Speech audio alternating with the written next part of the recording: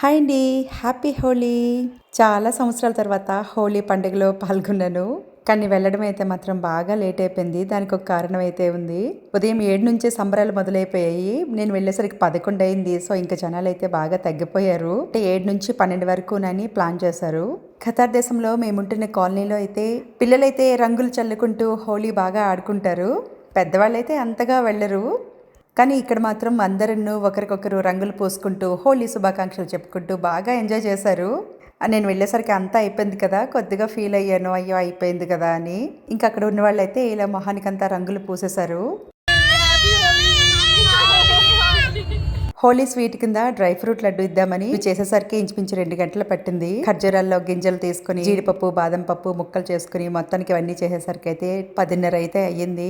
పొద్దున్న పూజ అంతా చేసుకున్న తర్వాత ఇవి చేయడం అయితే మొదలు పెట్టాను. ఇక్కడ పిల్లలు కూడా భలే యాక్టివ్గా ఉన్నారు చూడండి.